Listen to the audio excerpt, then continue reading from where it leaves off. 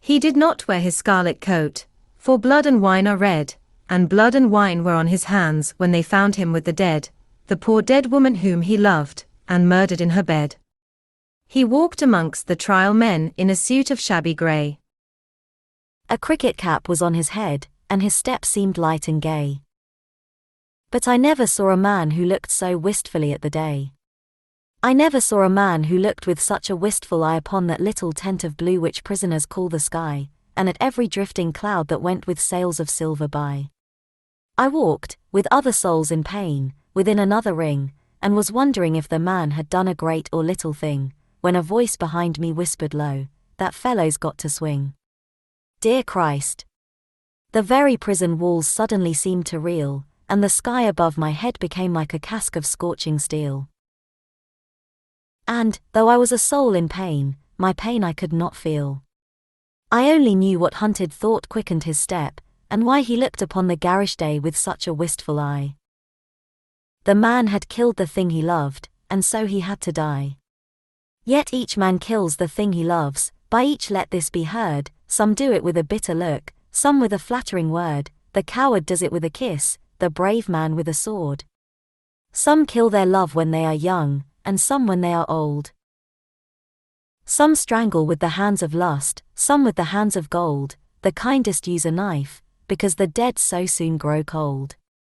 Some love too little, some too long, some sell, and others buy. Some do the deed with many tears, and some without a sigh, for each man kills the thing he loves, yet each man does not die. He does not die a death of shame on a day of dark disgrace, nor have a noose about his neck, nor a cloth upon his face, nor drop feet foremost through the floor into an empty space. He does not sit with silent men who watch him night and day, who watch him when he tries to weep, and when he tries to pray, who watch him lest himself should rob the prison of its prey. He does not wake at dawn to see dread figures throng his room, the shivering chaplain robed in white, the sheriff stern with gloom, and the governor all in shiny black, with the yellow face of doom. He does not rise in piteous haste to put on convict clothes, while some coarse-mouthed doctor gloats, and notes each new and nerve-twitched pose, fingering a watch whose little ticks are like horrible hammer blows. He does not know that sickening thirst that sounds one's throat, before the hangman with his gardener's gloves slips through the padded door, and binds one with 3 leathern thongs, that the throat may thirst no more. He does not bend his head to hear the burial office read, nor, while the terror of his soul tells him he is not dead, cross his own coffin, as he moves into the hideous shed. He does not stare upon the air through a little roof of glass, he does not pray with lips of clay for his agony to pass, nor feel upon his shuddering cheek the kiss of Caiaphas.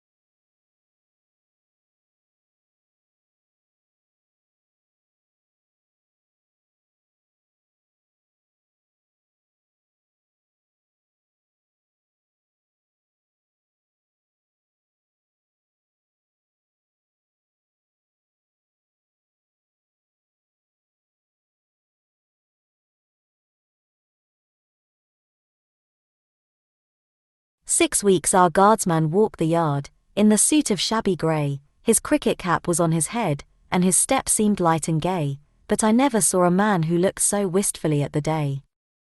I never saw a man who looked with such a wistful eye upon that little tent of blue which prisoners call the sky, and at every wandering cloud that trailed its ravelled fleeces by. He did not wring his hands, as do those witless men who dare to try to rear the changeling hope in the cave of black despair. He only looked upon the sun, and drank the morning air. He did not wring his hands nor weep, nor did he peak or pine, but he drank the air as though it held some healthful anodyne, with open mouth he drank the sun as though it had been wine. And I and all the souls in pain, who tramped the other ring, forgot if we ourselves had done a great or little thing, and watched with gaze of dull amaze the man who had to swing. And strange it was to see him pass with a step so light and gay, and strange it was to see him look so wistfully at the day, and strange it was to think that he had such a debt to pay. For oak and elm have pleasant leaves that in the springtime shoot, but grim to see is the gallows tree, with its adder-bitten root, and, green or dry, a man must die before it bears its fruit. The loftiest place is that seat of grace for which all worldlings try, but who would stand in hempen band upon a scaffold high, and through a murderer's collar take his last look at the sky? It is sweet to dance to violins when love and life are fair, to dance to flutes, to dance to lutes is delicate and rare, but it is not sweet with nimble feet to dance upon the air. So with curious eyes and sick surmise we watched him day by day, and wondered if each one of us would end the selfsame way, for none can tell to what red hell his sightless soul may stray. At last the dead man walked no more amongst the trial men, and I knew that he was standing up in the black dock's dreadful pen, and that never would I see his face in God's sweet world again. Like two doomed ships that pass in storm we had crossed each other's way, but we made no sign, we said no word, we had no word to say, for we did not meet in the holy night, but in the shameful day. A prison wall was round us both, two outcast men we were, the world had thrust us from its heart, and God from out his care, and the iron gin that waits for sin had caught us in its snare.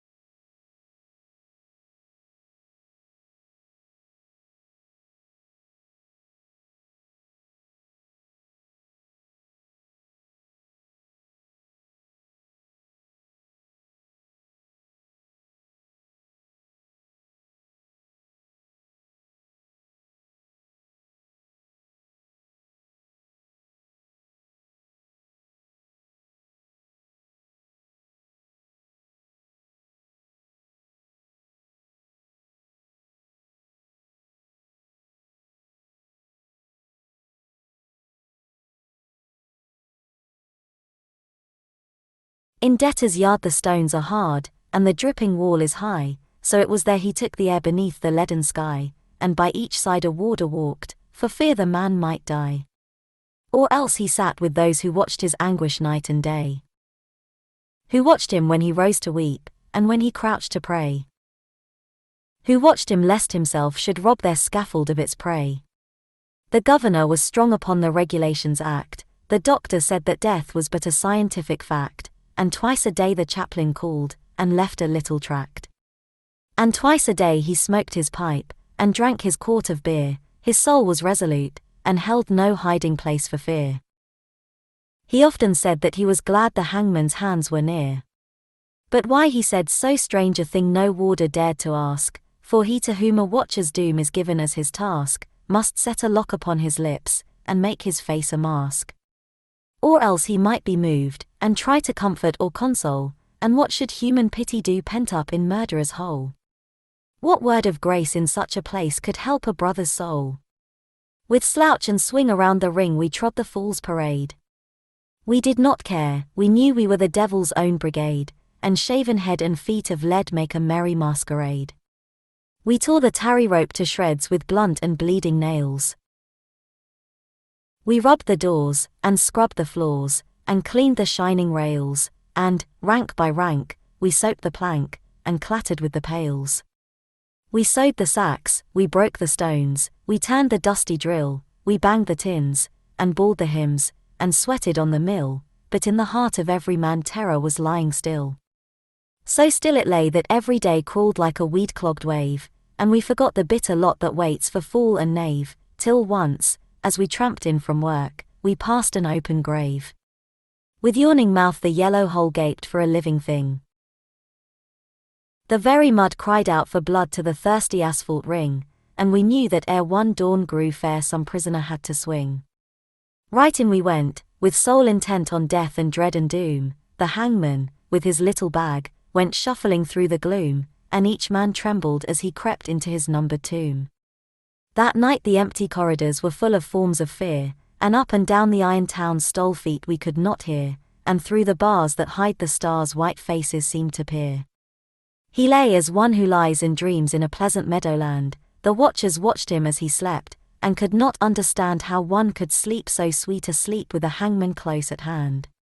But there is no sleep when men must weep who never yet have wept, so we, the fool, the fraud, the knave, that endless vigil kept, and through each brain on hands of pain another's terror crept. Alas! It is a fearful thing to feel another's guilt. For, right within, the sword of sin pierced to its poisoned hilt, and as molten lead were the tears we shed for the blood we had not spilt.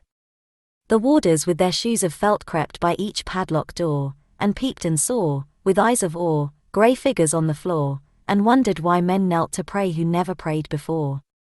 All through the night we knelt and prayed, mad mourners of a course.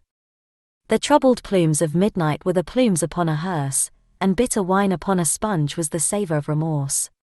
The grey cock crew, the red cock crew, but never came the day, and crooked shapes of terror crouched in the corners where we lay, and each evil sprite that walks by night before us seemed to play. They glided past, they glided fast, like travellers through a mist. They mocked the moon in a rigadoon of delicate turn and twist, and with formal pace and loathsome grace the phantoms kept their tryst.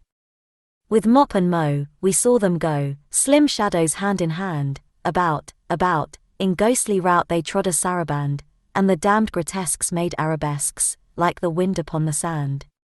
With the pirouettes of marionettes, they tripped on pointed tread, but with flutes of fear they filled the ear, as their grisly mask they led, and loud they sang, and long they sang, for they sang to wake the dead. Aho, they cried, the world is wide, but fettered limbs go lame. And once, or twice, to throw the dice is a gentlemanly game, but he does not win who plays with sin in the secret house of shame. No things of ere these antics were, that frolicked with such glee, to men whose lives were held in gyves, and whose feet might not go free, wounds of Christ. They were living things, most terrible to see. Around, they waltzed and wound. Some wheeled in smirking pairs. With the mincing step of a demirep some sidled up the stairs, and with subtle sneer, and fawning leer, each helped us at our prayers. The morning wind began to moan, but still the night went on. Through its giant loom the web of gloom crept till each thread was spun, and, as we prayed, we grew afraid of the justice of the sun. The moaning wind went wandering round the weeping prison wall, till like a wheel of turning steel we felt the minutes crawl. O moaning wind! What had we done to have such a seneschal?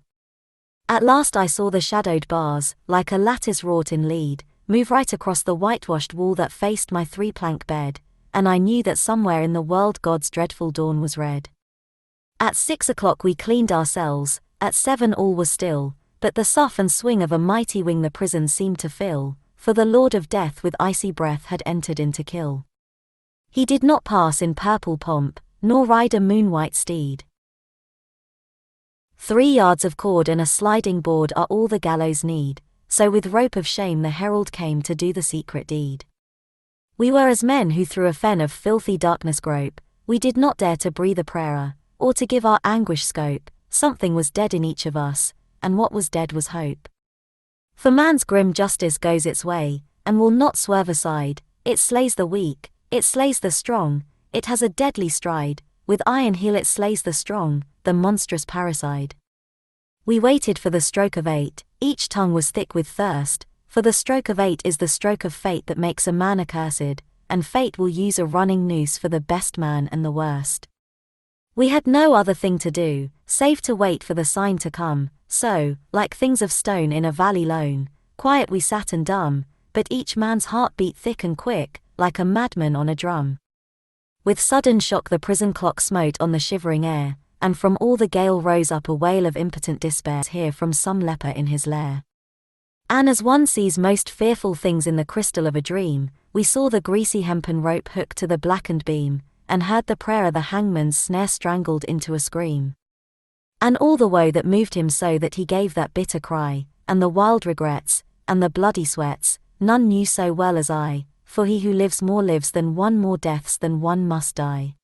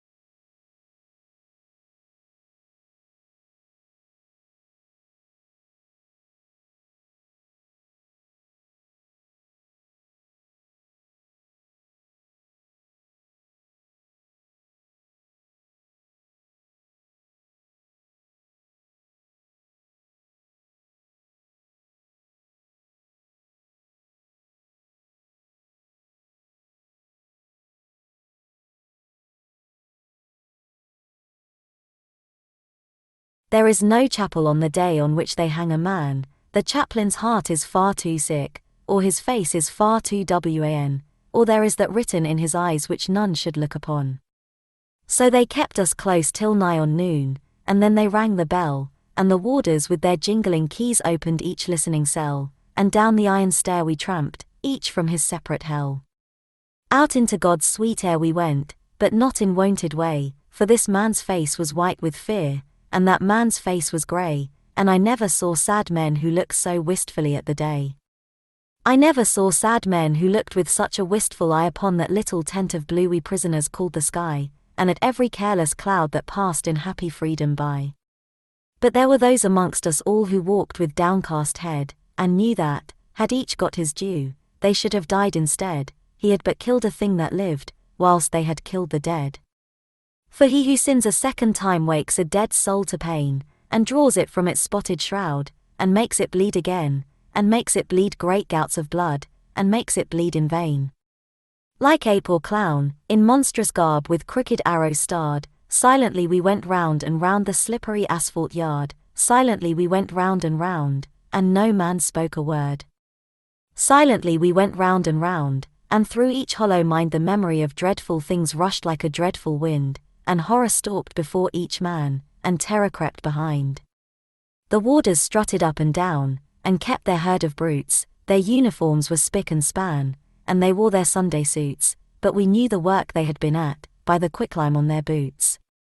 For where a grave had opened wide, there was no grave at all, only a stretch of mud and sand by the hideous prison wall, and a little heap of burning lime, that the man should have his pall. For he has a pall, this wretched man, such as few men can claim, deep down below a prison yard, naked for greater shame, he lies, with fetters on each foot, wrapped in a sheet of flame. And all the while the burning lime eats flesh and bone away, it eats the brittle bone by night, and the soft flesh by day, it eats the flesh and bone by turns, but it eats the heart alway. For 3 long years they will not sow or root or seedling there, for 3 long years the unblessed spot will sterile be and bare, and look upon the wondering sky with unreproachful stare.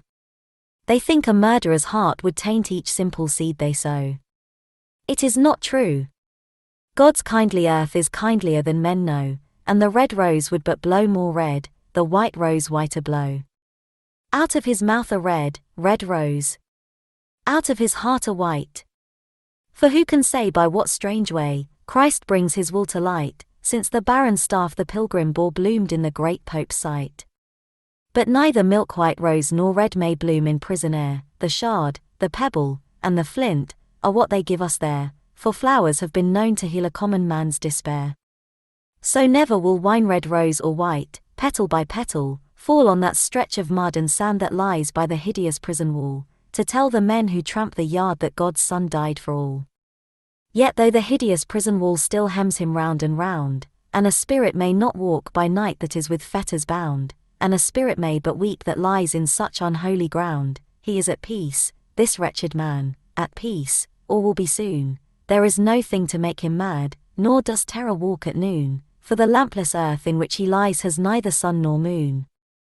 They hanged him as a beast is hanged, they did not even toll a requiem that might have brought rest to his startled soul, but hurriedly they took him out, and hid him in a hole. They stripped him of his canvas clothes, and gave him to the flies. They mocked the swollen purple throat, and the stark and staring eyes, and with laughter loud they heaped the shroud in which their convict lies. The chaplain would not kneel to pray by his dishonored grave, nor mark it with that blessed cross that Christ for sinners gave, because the man was one of those whom Christ came down to save. Yet all is well. He has but passed to life's appointed bourne, and alien tears will fill for him pity's long broken urn, for his mourners will be outcast men, and outcasts always mourn.